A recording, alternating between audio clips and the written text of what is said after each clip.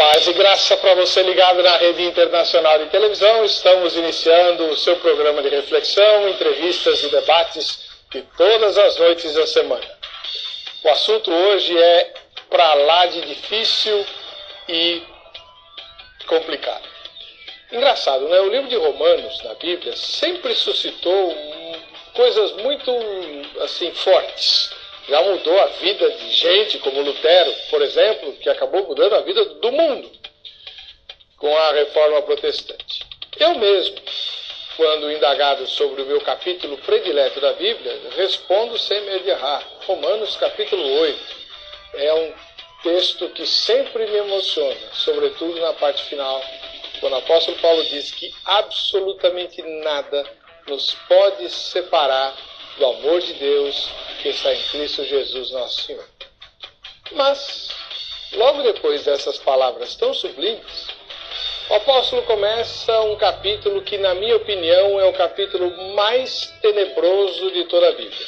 Ganha até de Gênesis 3, que narra a queda e a desgraça humana. Porque lá em Romanos, capítulo número 9, o apóstolo Paulo vai falar de dois grupos de pessoas: os vasos de honra e os vasos preparados para a ira. E quando a gente começa a estranhar a argumentação do apóstolo, dizendo, mas espera aí, Deus não é um Deus de amor, não é um Deus de justiça, como é que ele pode preparar alguém para ser vaso de ira?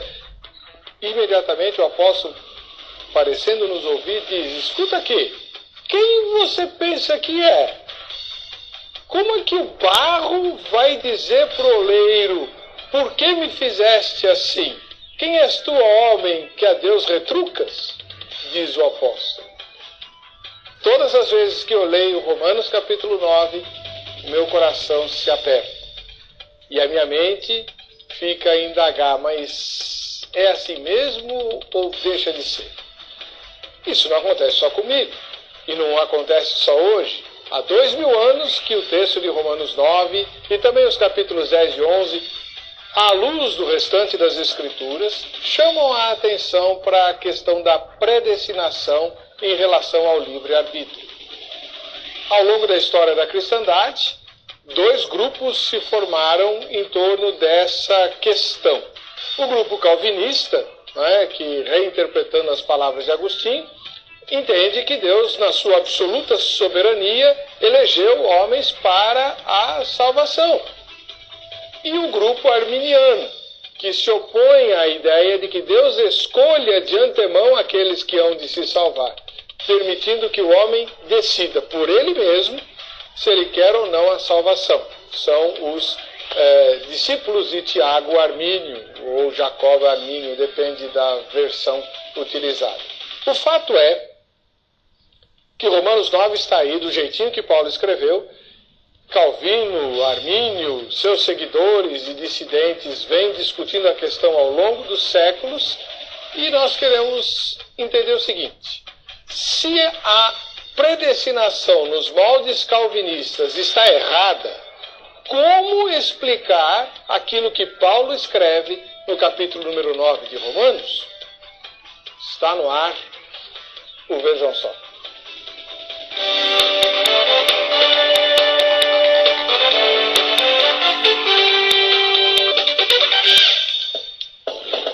Olá, começamos agora mais uma edição do programa Vejam Só. Esta particularmente muito esperada porque vai tratar de um assunto espinhoso, difícil, não de hoje, mas de sempre, né? E que nos ajuda a entender os meandros da teologia bíblica.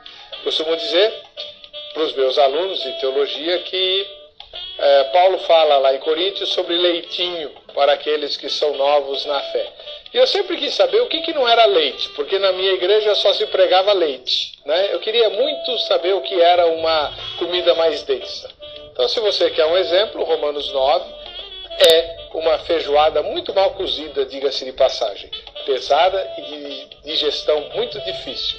Por isso mesmo, nós nos esmeramos em trazer duas pessoas, professores de teologia, que vão, cada um no seu campo, né, ou na sua, digamos assim, na sua ideologia, defender o ponto de vista calvinista e o ponto de vista arminiano e, na soma das coisas, tentar decifrar essa questão que divide opiniões já há séculos. O primeiro convidado de hoje é o reverendo Ellerson Alves Duarte, que é ministro da Igreja Presbiteriana Conservadora do Brasil e dirige o Seminário Presbiteriano Conservador. Seja bem-vindo, reverendo Ellerson. Paz e graça. Paz e graça, muito obrigado. É um prazer estar de volta ao programa. O senhor, além de dirigir o Seminário Presbiteriano Conservador, é pastor também de uma igreja conservadora, não é? Sim, eu sou pastor da igreja em São Bernardo do Campo. Fica na rua Silva Bueno, número 118, quilômetro 18 da Anchieta. Muito agradecido pela sua Eu que agradeço. participação aqui. Prazer. Do outro lado, o pastor Marcelo Oliveira, que é, além de ministro da Igreja Assembleia de Deus, também é teólogo e escritor, membro da Academia Evangélica de Letras do Brasil. Paz e graça, pastor Marcelo. Tudo bem? Paz e graça, reverendo Weber. Muito obrigado por participar desse programa que é recorde de audiência e um prazer conhecer o reverendo Edson. Que a bênção de Deus esteja sobre nós nesse debate também. O programa de rádio que o senhor participa é aos domingos, sempre das 11 a 1 da tarde. Isso, exatamente. Exaltando a palavra. Exaltando a palavra. É um programa que as pessoas fazem perguntas e o irmão, ao lado de outras pessoas, responde. Isso, por bondade de Deus, nós estamos lá. Qual que é a rádio lá? Rádio Musical 105,7 FM. Todo domingo, das 11 a 1. E o senhor é nosso convidado lá. Eu gosto de ouvir para aprender as coisas, né? Porque para responder lá tem que ser muito afiado. Quem somos Quem nós? sou eu? O pastor Marcelo é ministro da Igreja Assembleia de Deus do Ministério Madureira. Exatamente, pastor José Domingos Bittencourt. Um abraço ao pastor José Domingos Bittencourt, a Assembleia de Deus Utinga, e também ao pastor José Prado Veiga da Lapa e todos os amigos, companheiros que estão nos assistindo nesse programa. Muito obrigado pela sua presença aqui. Uma honra, pastor. Vamos assistir a matéria que foi preparada e que anuncia o tema de hoje. Vejam só. O conceito de predestinação nasceu no século XVI como parte integrante do calvinismo, doutrina criada por João Calvino. Esta ideia teológica e também filosófica disseminou-se pela Holanda, Suécia e Escócia, abordando a interação entre o Criador e a humanidade. Segundo esta concepção, Deus já determinou anteriormente tudo o que se desenrolará entre os homens no tempo e no espaço, inclusive a salvação de alguns e a perdição de outros. Como está escrito: logo, pois, compadece-se de quem quer e endurece a quem quer. Portanto, a hipótese de o Criador já ter escolhido seus eleitos, assunto amplamente debatido e desenvolvido por João Calvino, causa polêmica ainda hoje. Uma das justificativas desta teoria é que nenhuma pessoa merece ser salva. Portanto, ninguém pode se queixar por não receber a salvação. E se Deus, em sua onipotência divina, decide ser compassivo com alguns de seus filhos e lhes conceder a glória de estarem ao seu lado, os que não forem eleitos não têm motivos para se aborrecerem. De acordo com um pensamento mais racionalista, esta crença não é compatível com os mecanismos da razão, nem tampouco estaria de acordo com a Bíblia e com os desígnios divinos. Pois qual seria o papel do Evangelho, que tem como função religar o homem ao Criador, se alguns já estivessem previamente salvos e outros condenados? Se o Messias veio para salvar a humanidade, como se justifica a existência de um grupo de eleitos? Além disso, como a misericórdia de Deus seria infinita se rejeitasse uma única criatura sua? Para responder estas e outras questões, o Vejam Só desta noite debate: se a predestinação calvinista não é correta, como entender Romanos 9? Muito bem. Tá aí. Apenas um pequeno reparozinho.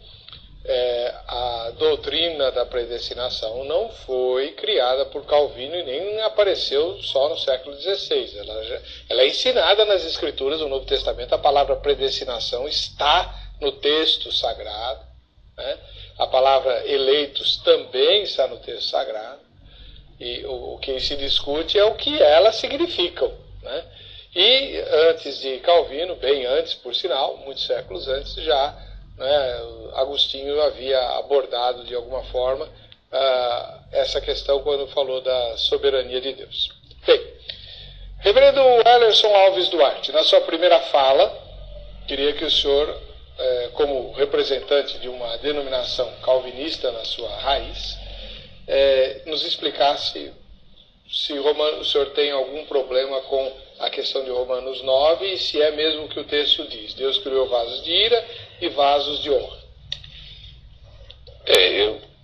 Eu particularmente não tenho problema nenhum com Romanos 9, visto que, como o tema diz, né, se a predestinação vista sob o ponto de vista calvinista não é verdadeiro, como entender Romanos 9? Exatamente porque, nosso entendimento, Romanos 9 é um dos textos que servem de base para o entendimento desta doutrina. E como o irmão bem disse, a doutrina da predestinação é bíblica. Então a divisão entre calvinistas e arminianos não é se a doutrina existe ou não, mas qual a base dela.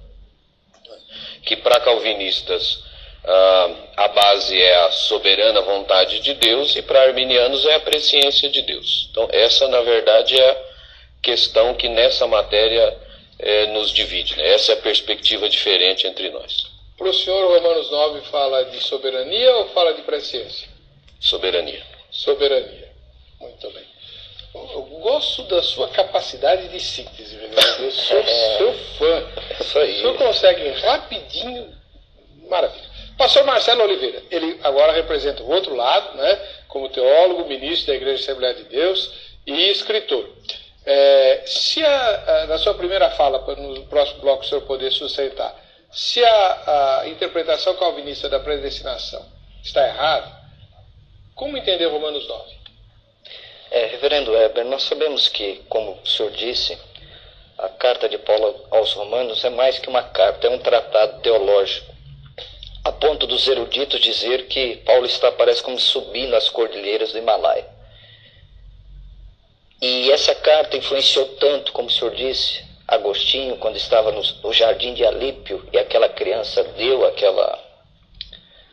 para que ele lesse, mandasse ele ler, e ele leu, e a vida de Agostinho mudou. Depois Lutério, Francis Schaeffer, um grande estudioso, disse que até recentemente nas universidades americanas, Romanos era estudado no curso de Direito para os alunos aprenderem a argumentação. Então, os capítulos mais difíceis de Romanos é o capítulo 9, 10 e 11, né? Parece que Paulo está respondendo a um interlocutor imaginário, porque Paulo vem falando de doutrina, ele sai da alegria de Romanos 8, entra na tristeza de Romanos 9. Então eu penso que nós não podemos somente interpretar Romanos 9, porque é uma trilogia. 9, 10 e 11 fala da nação de Israel. Nós cremos numa eleição coletiva, não apenas na eleição individual. Se existe uma nação do mundo que tem um passado, um presente e um futuro, é Israel. Porque Romanos 9, no passado, é eleição. Romanos 10, o presente, é a rejeição. E Romanos capítulo 11, a restauração de Israel. Então, nós vemos ali a eleição de Israel como nação. Como nação. Esse é o nosso pensamento desse texto de Romanos 9. Então, em Romanos 9 não se está falando de salvação e perdição em termos individuais? Não. Mas está se falando no papel da nação israelita no plano de salvação do mundo? Exatamente, nesse sentido. Ah, bom. Muito obrigado. Obrigado. Nós vamos convidá-lo para participar do debate, né, exclusivamente pelo site www.vejamsó.com.br. Você entra no site, responde a nossa enquete e você vai estar participando, né, do nosso concurso, do nosso sorteio que nós vamos fazer no final do programa hoje. A enquete é a seguinte: em relação à predestinação versus o livre-arbítrio, você acha que se aproxima mais do sistema? Qual sistema que você se aproxima mais? Primeiro sistema, calvinista. Ninguém que responder que é calvinista está dizendo sou um calvinista de 5 pontos ou total, nada disso. Você se aproxima mais do sistema calvinista, porque todo mundo tem reserva, inclusive Calvino teria reservas com o sistema calvinista. Segunda resposta, arminiano. Eu me aproximo mais do sistema arminiano, que valoriza o livre-arbítrio, que é o homem que decide se ele quer se salvar ou não. Ele pode, inclusive, desistir da decisão dele e por aí vai. Terceira resposta: não me preocupo com isso. Ou seja, não sei se eu me aproximo mais do calvinismo ou do arminianismo e não quero saber. Não me preocupo com isso. Quarta resposta é o não sei ou não nenhuma das anteriores. Tá? Então, pode ser que você, sei lá, pense num sistema diferente e então vota nessa opção aí. Tá bem? Participando desse concurso ou participando dessa enquete, você vai poder ser sorteado no final deste programa de hoje com a camiseta da Agrade, que é uma escola que ensina Bíblia, teologia. Lá a gente discute a teologia calvinista, a teologia arminiana, né? Como a Agrade está vinculada à Igreja Internacional da Graça de Deus, ela tem uma postura arminiana, né? Mas a gente estuda o calvinismo também. E, enfim, se você quiser conhecer melhor a Agrade, entra no site agrade.com.br ou então no horário comercial, mas só no horário comercial você liga para 0 operadora 11 3115 0819 31150819 e você conversa com o pessoal lá da Agrade para saber os cursos que tem. Tem curso de teologia, tem curso de pós-graduação em teologia, tem curso de música, tem curso de Libras, linguagem brasileira de sinais, tem uma infinidade de cursos diferentes e tem uma infinidade de filiais também, espalhadas pelo Brasil inteiro. Por isso você pode estudar na Agrade, mesmo que você more longe de São Paulo. Tá bom? Torcendo para que você ganhe a camiseta da Agrade hoje, nós vamos interromper um pouquinho o assunto, o debate sobre predestinação, porque eu tenho uma informação muito importante. O programa Vejam Só está de volta para abençoar você. Eu falei de saúde espiritual e doutrinária, e agora eu vou falar de saúde do corpo, porque a gente ainda não é alminha, né? Nós ainda vivemos esse mundo e precisamos viver a vida abundante aqui também. Vou falar para você do Sono Quality, o colchão. Voltar a falar aqui agora da eleição e do livre-arbítrio. Tema difícil de hoje do programa Vejam Só. Bem, lá em Romanos 9, o apóstolo Paulo fala de vasos de ira e vasos de desonra. Pastor Wellerson, quem são os vasos de ira? Vasos de honra a gente sabe, são os salvos. Quem são os vasos de ira preparados para a destruição? Os ímpios, todos aqueles que não reconheceram Cristo como Senhor e Salvador de suas vidas. Eles são os vasos de ira. Mas Deus os criou para isso, para serem ímpios? Provérbios, Salomão diz que Deus preparou todas as coisas, inclusive o ímpio para o dia do juízo. Então, uma das coisas que a gente não pode deixar de levar em consideração é que as ações de Deus, os sentimentos de Deus, eles não podem ser expressos de modo absoluto, pleno, numa linguagem que nos seja completamente inteligível. Então Deus desce ao nosso nível, usa uma linguagem humana, muitas vezes com figuras de linguagem, atribuindo a si mesmo sentimentos, formas que não são próprias dele, para que nós compreendamos o quanto é possível compreender quais são as suas ações. Então, num certo sentido, nós podemos dizer que para a manifestação da sua ira, Deus preparou aqueles que mantiveram ou se mantiveram no estado de rebeldia e perdição. Só para fechar esse momento, eu vou passar a palavra para o pastor Marcelo e depois a gente continua o debate. Os vasos de honra são vasos de honra porque Deus determinou que eles fossem vasos de honra. Os salvos são salvos porque Deus quis que eles fossem salvos. A razão última é. A razão última é. E os ímpios? Porque Deus os deixou no estado em que estão depois da queda. Então, a decisão de ser ímpio é do ímpio, mas a decisão de ser salvo é de Deus. Tá bom. Como causa última. É isso que a gente chama de calvinismo moderado. Porque normalmente, estou tentando esclarecer isso, porque quando a gente fala em predestinação, A maioria das pessoas entende um calvinismo extremado, com o qual nem Calvino concordava, né, de que Deus escolheu quem vai ser salvo e quem vai se perder e determinou isso. Ó, eu determino que você vai ser salvo e eu determino que você vai ser perdido. Então, eu vou impedir que você creia em Jesus, não é isso? Muitas críticas e argumentos que nós ouvimos contra o calvinismo, na verdade, não tratam de calvinismo. Vamos dizer, um espantalho é criado, conceitos que calvinista nenhum defende são apresentados como se fossem calvinismo, e aí, é claro, fica fácil argumentar contra, mas não é isso que aquilo que nós chamamos de calvinismo, ou eu prefiro até teologia reformada, não é isso que a teologia reformada crê. Muito bem. Vamos agora ver o outro lado da moeda. Como diz Provérbios, né? Chega o outro e diz: Pastor Marcelo Oliveira, o senhor é arminiano. Essa é uma dura questão, hein, reverendo Weber? Mas por quê? Vamos lá. Eu penso que nós temos que ir para o texto bíblico sem as nossas lentes. Muito respeito ao reverendo Ellerson. Muitas vezes a gente pega, já vai olhando para o texto com as nossas lentes. Por que eu estou falando isso? Por exemplo, olha aqui, vamos para o texto. Romanos 9, 22, né? E que direi se Deus, querendo mostrar a sua ira e dar a conhecer o seu poder, suportou com muita paciência os vasos da ira, preparados para a perdição. Eu sou muito fraco de grego, fraquíssimo. Mas essa palavra aqui, preparados, é a palavra grega katertistema. E os gramáticos chamam esta palavra aqui de voz reflexiva, voz média. Não há nada na língua portuguesa sobre a voz média. Na língua portuguesa eu cometo ação ativa ou eu sofro ação passiva.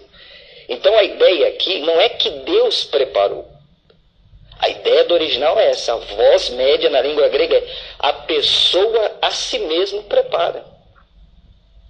Não é Deus que prepara. Por quê? Olha o que diz. Deus prepara as pessoas para a glória, para que também desse a conhecer as riquezas da sua glória nos vasos de misericórdia que para a glória já dantes preparou. Note que não tem. Não é a mesma? Note que não tem essa expressão que já dantes. Não tem. Para a glória Deus prepara. Agora para a perdição não. Porque a Bíblia diz, João 3,16, porque Deus amou o mundo de tal maneira para que todo aquele que nele crê não pereça. Aquele que nele crê. 2 Coríntios 5,19. Só um minuto, Heber. Me desculpa.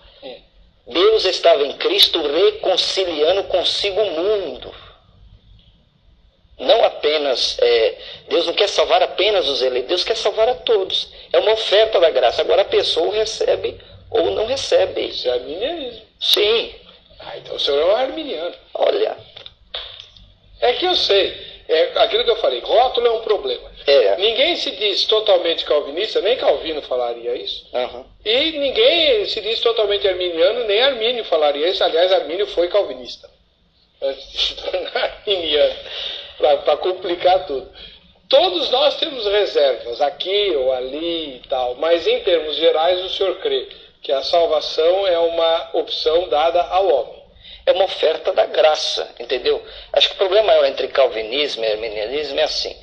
A eleição do ponto de Deus é incondicional, mas para nós ela deve ser recebida pela fé. Por exemplo, pela graça sois salvos por meio da fé. Romanos 5,1, tendo sido justificados pela fé. É Deus que dá a salvação? Deus é o autor da salvação? Mas a fé não é de Deus. A fé é do homem que coloca a sua fé em Cristo. Então todo aquele que aceita Cristo, ele tem acesso à salvação. E nós poderíamos enumerar vários textos bíblicos aqui. 1 João 2,2, ele é a propiciação pelos nossos pecados, e o texto diz, e do mundo inteiro. Então a vontade de Deus é que ninguém se perca. A pessoa vai se perder, como disse C.S. Lewis num dos seus livros, ele disse assim, no final só existirão dois tipos de pessoas. Aquelas que dirão para Deus, seja feita a tua vontade. E aquelas a que Deus dirá, a tua vontade foi feita. A vontade de Deus é salvar.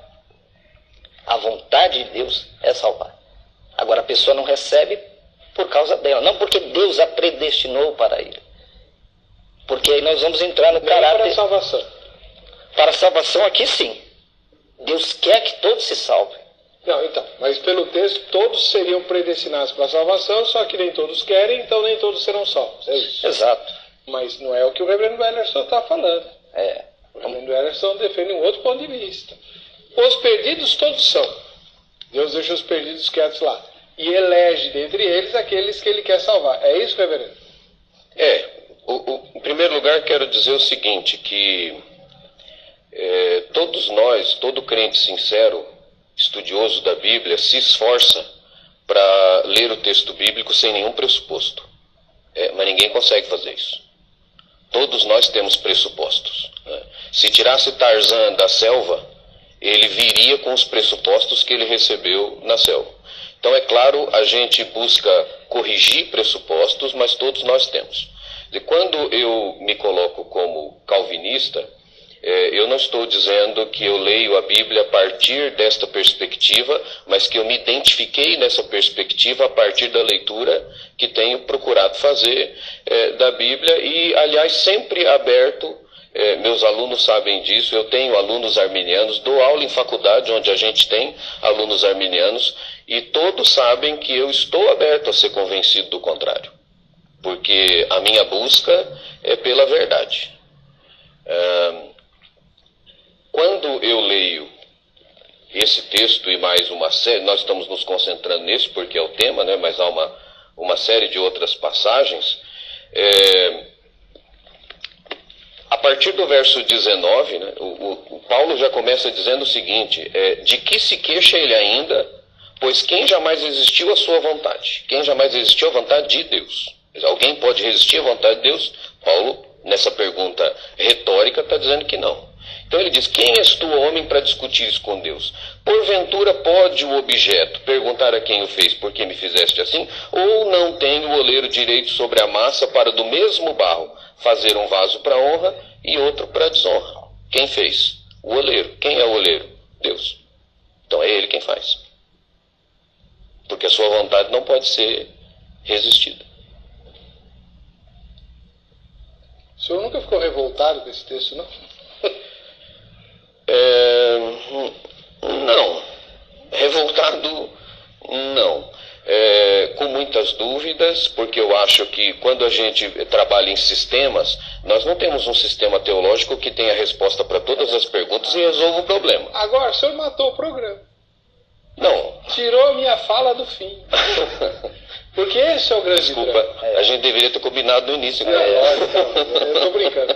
Na verdade, é exatamente isso. Nós queremos reduzir Deus aos sistemas racionais humanos. Isso é impossível. Não dá.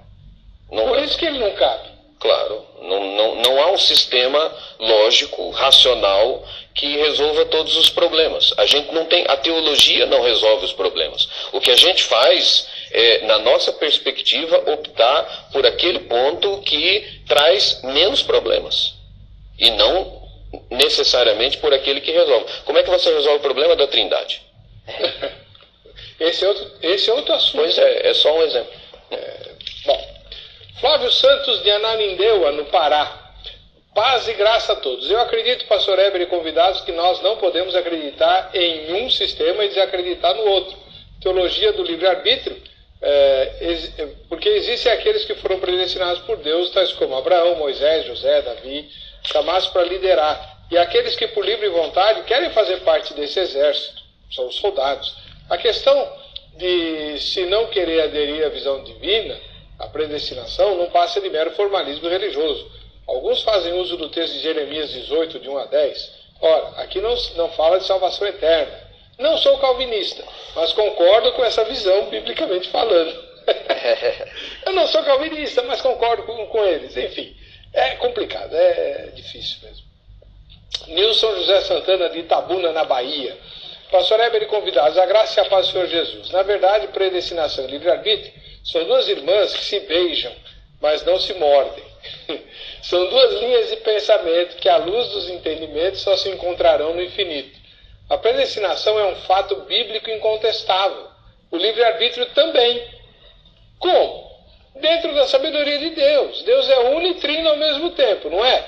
Deus é espírito e, no entanto, se encarnou, não foi? O fato é que essas discussões saudáveis geram comentários sobre outros segmentos onde aprendemos muitas coisas. No dia em que esses dois segmentos teológicos forem esclarecidos, já estaremos no céu. E aí, já não será mais de nenhuma valia. Missionário Lutero, da IPI de Campinas, em São Paulo. Pela Coroa Real Salvador para você também, Lutero. Só uma citação bíblica para quem quer limitar Deus na sua soberania, dizendo que é impossível Deus criar alguém para a perdição. Provérbios 16:4 diz: Deus criou todas as coisas para um fim, e também criou o ímpio para o dia da calamidade. Agradeço se puder divulgar o meu blog, meditecomissionariolutero.blogspot.com. Que beleza. Você tem um blog também, né? Tem. Qual que é? www.davar, que é a palavra no hebraico, Elohim, que é o plural majestático do nome de Deus, .com.br. Para simplificar, na barra do Google, né, fazendo propaganda gratuita aqui do Google, coloca a supremacia das escrituras e direcionará. Vai direto para lá. Para o meu site. É complicado, né? Bom, então, pastor Marcelo, sim, como é que a gente explica, pela visão arminiana, o texto de Provérbios 16? Deus criou todas as coisas, inclusive o ímpio, para o dia do mal. Então, Provérbios é um livro visto sobre a perspectiva humana, né? A palavra hebraica ali é Mishlei, provérbios, adágios, né? Lógico, não estou aqui falando que o texto não seja inspirado. Deus é Senhor e Ele faz o que Ele quer, mas eu creio que o texto específico não está falando do ímpio para condenação. Por exemplo, vamos voltar para Romanos 5:6, olha que texto interessante. É a Bíblia, né, que tem a palavra supremacia. Olha aqui, Romanos 5:6, porque Cristo, estando nós ainda fracos, morreu a seu tempo pelos ímpios.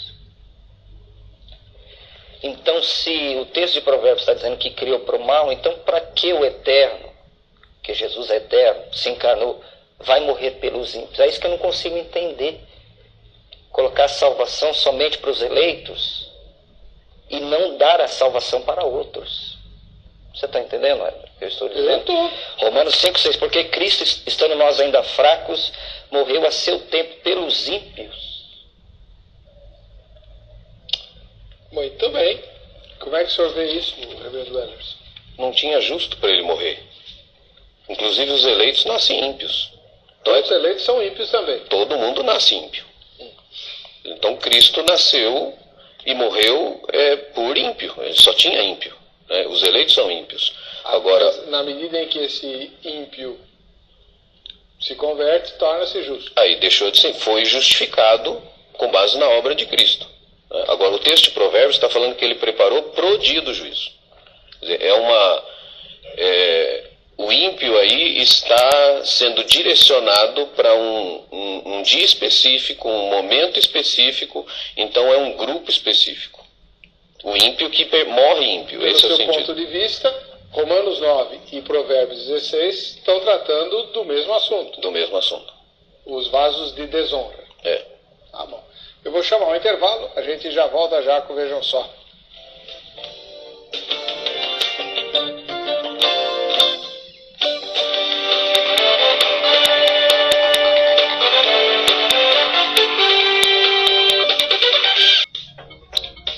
Este é o programa Vejam Só, que vai ao ar todas as noites, sempre nesse horário, cada dia com um tema diferente. Deixa eu mostrar para você esse livro aqui.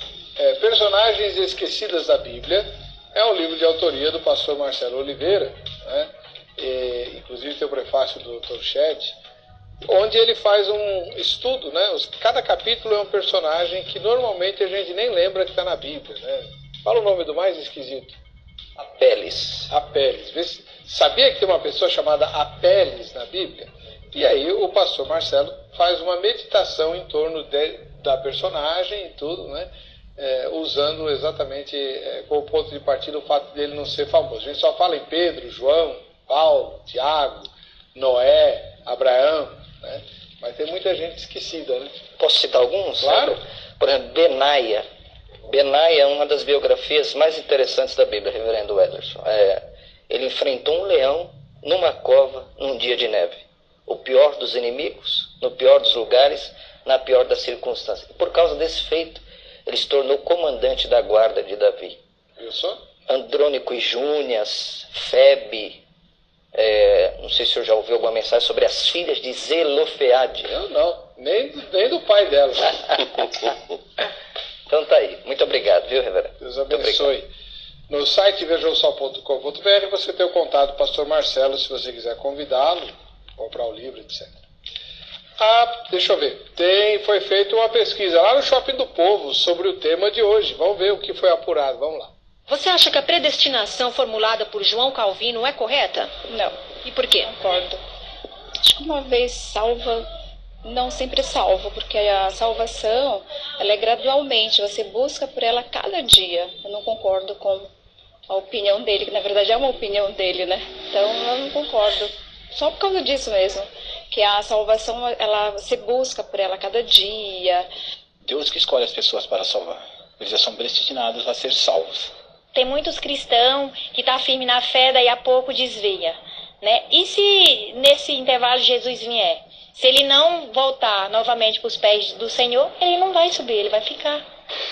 Acho que tem um agir do homem também que faz parte, né? Acho que a predestinação ainda não está nada certo. Acho que a salvação, ela é diária, principalmente nos dias de hoje, diante de tantos acontecimentos.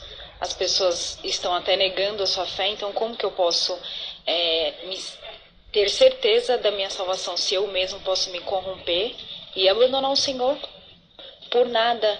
Então eu não acredito nessa afirmação. Eu acho que a minha salvação é diária. Então, quanto à predestinação, não existem os eleitos? Não existe. Não existe, eu não creio dessa forma. Então, o problema é explicar os textos que falam da eleição na Bíblia, né? Agora, reverendo Wellerson, já que a discussão foi sobre a perenidade da salvação, o crente que se desvia, como é que fica na interpretação do senhor? Vai para o céu desviado mesmo? Se alguém, vamos dizer, se apostata, né, naquilo que a gente pode ver e mantém essa apostasia, a nossa interpretação é que ele, na verdade, nunca foi crente de verdade. Ele teve uma fé que pode ter sido intelectual, pode ter sido emocional, mas não foi a fé salvadora, verdadeira, porque nós entendemos que temos a promessa de Deus de salvação. Paulo, em Efésios, diz que, como eles creram, eles receberam o selo e o penhor do Espírito Santo. Quer dizer, passou a habitar neles e, portanto, penhor quer dizer garantia de que aquilo que foi prometido, que é a vida eterna, vai lhe ser entregue. Então, como que o Espírito Santo pode ser tirado? Como é que alguém pode perder aquilo que Deus prometeu que, pela fé em Cristo Jesus, vai entregar?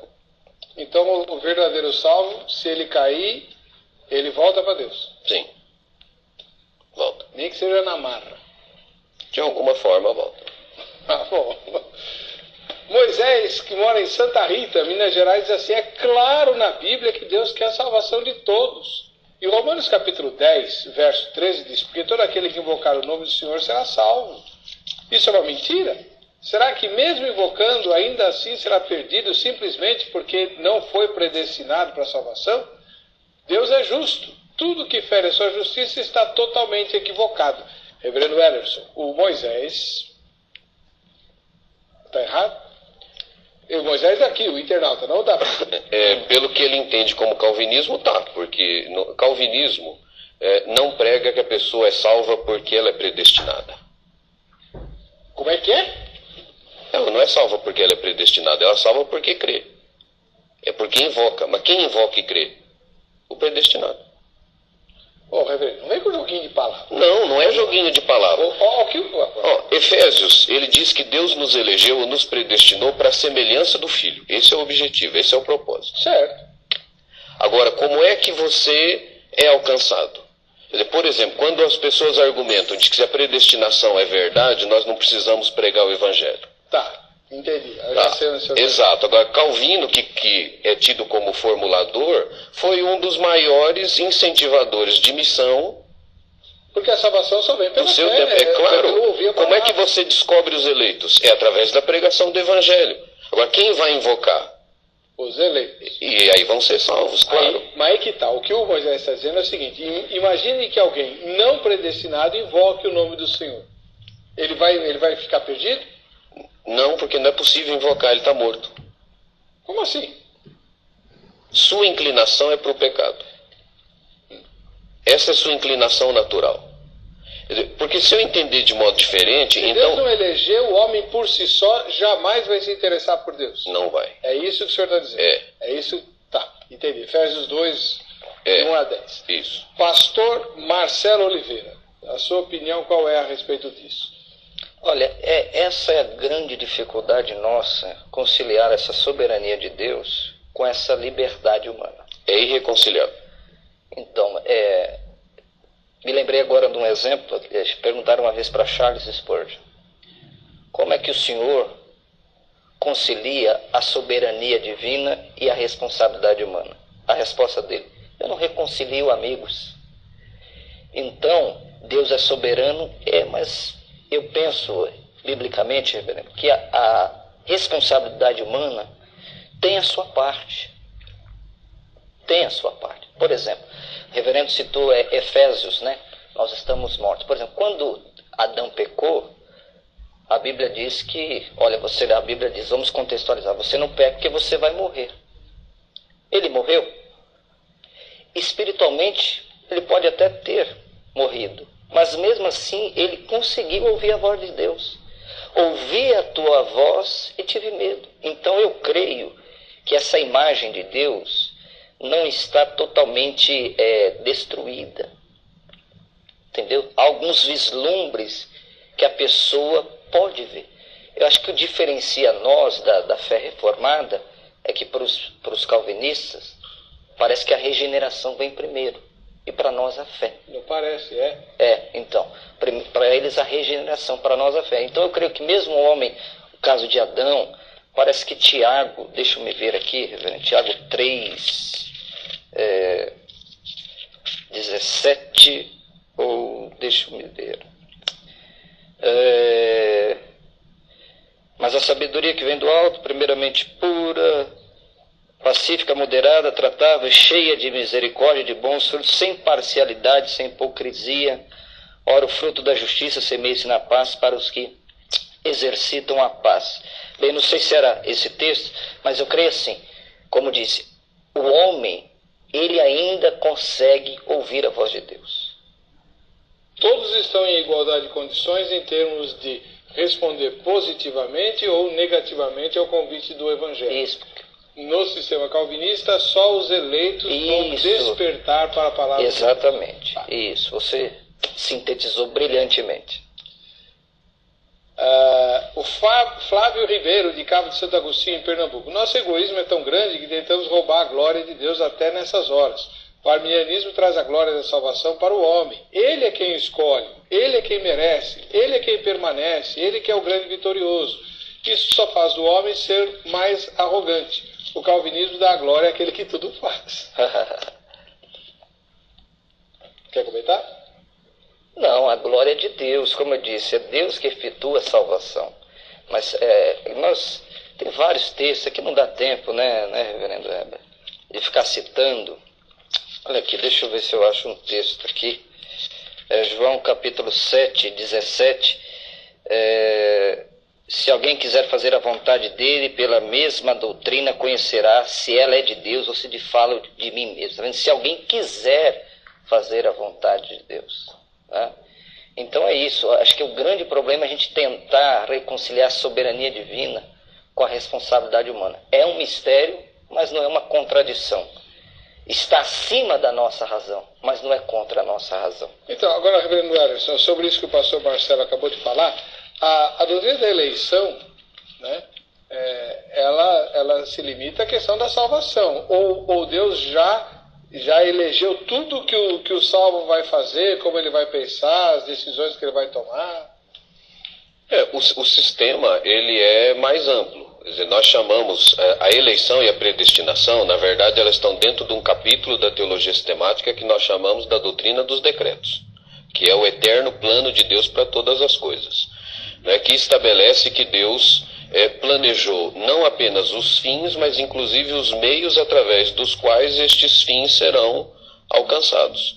Então, nisso tudo está contemplado, de modo inclusive que o Novo Testamento diz que não cai um pardal, se não for da vontade de Deus. Quer dizer, ele cita um pardal porque é um detalhe que foge completamente ao nosso controle, parece algo sem nenhuma importância, mas a descrição é de que mesmo isso que parece tão sem importância está debaixo do controle de Deus. Então vamos pegar um exemplo concreto da Bíblia, para o senhor ilustrar o que o senhor acabou de dizer.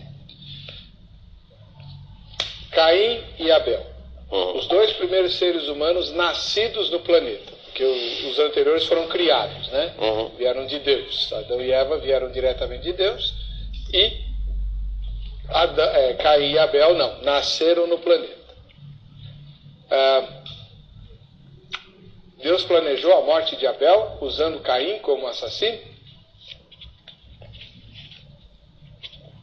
Eu vou responder essa pergunta usando dois textos escritos pela mesma pessoa. O Salmo 139 e o Salmo 51. No Salmo 139, Davi diz assim: todos os meus dias estavam escritos e determinados antes que eles viessem. Isso significa dizer que o dia em que ele adulterou com Betseba e o dia que ele providenciou a morte de Urias, segundo ele diz, estavam escritos e determinados na eternidade. No Salmo 51, ele assume toda a responsabilidade do que ele fez e diz que Deus é justo ao tratar como trata, como ele diz também no Salmo 32. O que a gente tem aí? Alguém reconhecendo que ações que contrariam a vontade prescritiva de Deus acontecem por causa da vontade permissiva, porque Deus tem algo a manifestar, algo a ser alcançado através daquele meio. Se eu não entender dessa forma, em primeiro lugar eu vou ter dificuldade para entender esses textos dentro da minha perspectiva, e vou ter que admitir que algo acontece e que Deus não tem controle sobre aquilo. Entendi. Faço a mesma pergunta para o pastor Marcelo Oliveira. O episódio entre Caim e Abel, pastor, nessa perspectiva da soberania e do livre-arbítrio humano, qual foi o papel de cada um? Veja, o pecado vem, Heber, eu creio que o reverendo Alisson não pensa assim. Algumas pessoas que pensam que Deus é o autor do pecado. Deus não é o autor do pecado. A Bíblia diz que nele não há trevas, e Abacuque diz que ele é tão puro de olhos que não pode ver o mal. No caso de Caim e Abel, foi a liberdade de Caim em, primeiro, não obedecer a Deus, que você vê que o texto diz: o teu pecado jaz à porta e cabe você reprimi-lo. Então eu penso que foi um ato de Caim. Deus tentou salvar a vida de Abel. Tentou. De Caim. Não, de Abel mesmo. Tentou evitar que Caim fizesse a loucura que ia fazer. E acabou fazendo. Acabou fazendo. Por livre escolha dele. Porque se ele conseguisse dominar, ele venceria. Portanto, foi uma decisão soberana de Caim. Não soberana de Caim, uma decisão dele. Mas por que ele não pode falar soberana de Caim? Porque não, eu penso que ele foi ofertar a Deus e Deus não se agradou da oferta dele. E há muita especulação sobre isso. Uns falam que não tinham sangue, a gente não quer entrar nesse detalhe. Deus rejeitou a oferta dele, né? Então, por ele sentir-se rejeitado, ele foi e cometeu esse ato. Você vê que Caim não se arrepende, ele não volta a Deus. Ele poderia voltar. Claro. E não voltou. É verdade. Michael James Martins Lima, de Itanhaém, no litoral paulista. Voltei como calvinista por não haver um meio termo entre arminianismo. Embora seja da Igreja da Graça, portanto um neopentecostal, vejo que Deus sabe todos que haverão de se salvar. Ao mesmo tempo, cabe ao homem, ser humano, crer com o coração e confessar com a boca, como diz Romanos, capítulo número 10. É que não existe meio termo entre um sistema e outro. Ou é um ou outro, sendo que os dois são imperfeitos, como a gente já mostrou aqui, né? Esse que é o grande problema. Geraldo Carlos Coelho, de Salto Grande, em São Paulo. Eu entendo que ambas as linhas de interpretação têm seus acertos e erros. Deus é soberano, no entanto, quer por eleição ou não, o importante é entrar na eternidade. Calvino e Armínio tiveram acertos e erros. Jesus somente é dono da verdade. Fiquem na paz. O pastor Narciso de Cambuí, em Minas Gerais. Capítulo 16, versos 15 e 16 deveria estar assim: indo por todo mundo, pregar o evangelho a toda a criatura. Quem eu quiser que creia será salvo, mas quem não quiser que creia será condenado. Isso seria um absurdo. Não seria, é um absurdo, pastor Narciso. Nem o calvinismo diz isso, né? De jeito nenhum. Mas diz um pouquinho, né? Quem eu quiser que creia será salvo. Cada texto tem que ser entendido dentro do seu contexto. Jesus está dizendo para os discípulos que eles tinham que pregar o evangelho e quem cresce ia ser salvo. Era isso que eles precisavam saber. Agora, aquilo que Deus faz e que é da sua perspectiva é algo que Deus tem para si, não era o momento de colocar, não era próprio de colocar, mas que está colocado de uma forma diferente em uma série de outras passagens. Tá. Só para a gente fechar a discussão, pastor Marcelo, a gente está chegando ao final. Que pena. Na sua primeira fala, o senhor disse que Romanos 9, 10 e 11 trata especificamente do papel de Israel na história da redenção, né? Então, capítulo 9 é a rejeição, capítulo 10...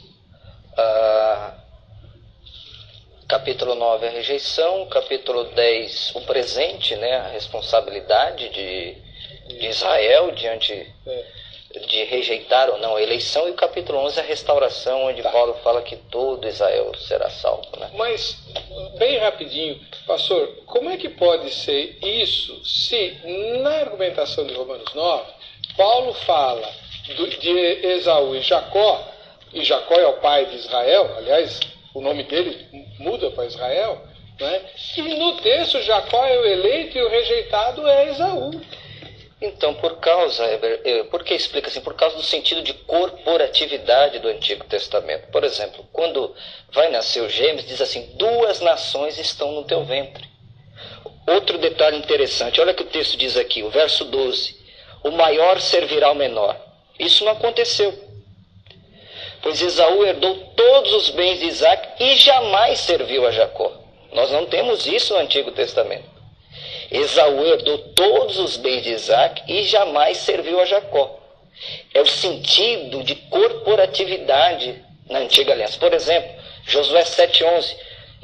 Acã havia pecado, Josué está prostrado com o rosto em terra, e Deus levanta, porque todo Israel pecou. Ora, quem pecou foi Acã. Então, o sentido corporativo, isso é muito forte na Antiga Aliança. E outra coisa, essa citação, amei Jacó e aborreci Esaú, é uma citação de Malaquias, quando Jacó e Esaú já haviam morrido. Entendeu? Então está falando da descendência, sentido corporativo, não está falando de indivíduos. Até porque, conforme segundo Samuel 8,14, foram os descendentes de Esaú que serviram ao povo de Israel, né? E permita que terminar agradecendo a presença do reverendo Wellers, porque nós estamos aqui debatendo ideias, né, não contra pessoas. Aquela ideia, aquela ilustração do fazendeiro calvinista e arminiano. Suponhamos que o senhor é o calvinista e eu arminiano. E o fazendeiro calvinista chegou lá e falou: olha, rapaz, veja como Deus é soberano, veja como Deus é o Senhor, veja os seus campos, os seus gados, olha que coisa tremenda, veja a soberania de Deus.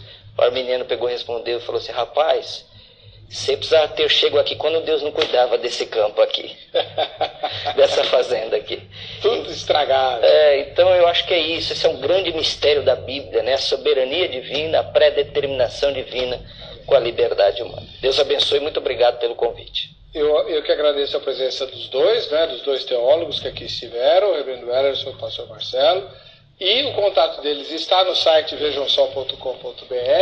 Você entra lá e pode endereçar a eles seus questionamentos e convites para pregar, né, dar palestra e assim por diante, tá bom? Resultado da nossa enquete, rapidinho, que o tempo acabou. Em relação à predestinação versus o livre-arbítrio, você se aproxima, você acha que se aproxima mais de qual sistema? 32% votaram no arminianismo. 25% votaram no calvinismo. 24%, quase, empate, não me preocupo com isso, e 19% votaram não sei ou LDA. Em breve a gente vai, obviamente, voltar a esse tema. A única coisa que eu queria reparar é que nas entrevistas alguém falou assim, não, a salvação é gradual. Não é, não. Esse é um engano. Nem arminianos e nem calvinistas jamais ensinaram tal coisa. A salvação você conquista no ato da conversão. Se você morrer naquele momento, você está salvo. Esse negócio de salvação gradual não é bíblico. É uma heresia, tá bom? Para você que fica com a gente... tem o sorteio, rapidinho, que estourou o tempo. Vamos lá. Quem vai levar a camiseta da grade vai ser a Maísa, que mora em Santo Antônio de Jesus, lá na Bahia. Parabéns, Maísa. A gente se vê no próximo Vejam Só. Tchau.